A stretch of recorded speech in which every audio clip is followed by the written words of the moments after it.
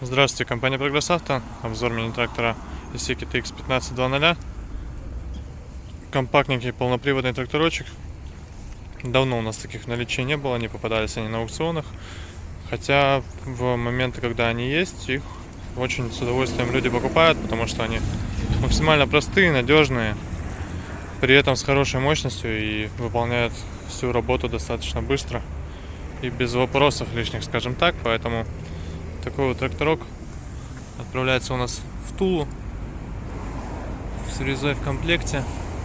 Состояние на ножей на фрезе хорошее, остаток достаточно большой. Сейчас кратенько обо всем. Соответственно, по косметике, я думаю, видно. Трактор достаточно цел.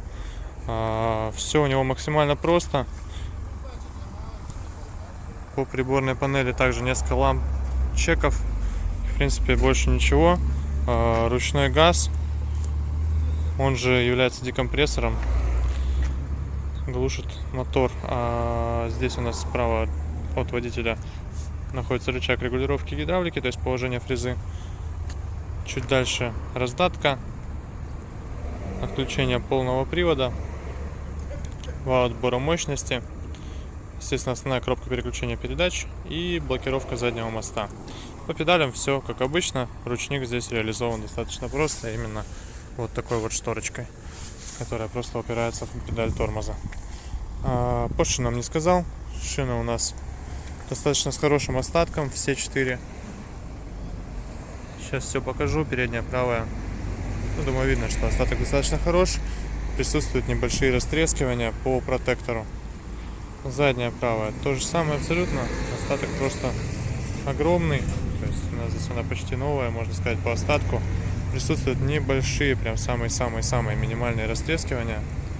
Также можно увидеть, что ось чуть дальше, чуть длиннее, чем обычно у тракторов. Соответственно, можно не только перекинуть колеса, как обычно это бывает на японских тракторах, но также и чуть-чуть расширить колею за счет просто раздвигания ее. То есть предусмотрена функция регулировочки колеи на этом тракторе.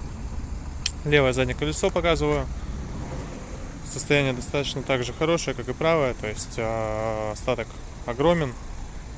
Естественно, присутствуют небольшие следы рассыхания.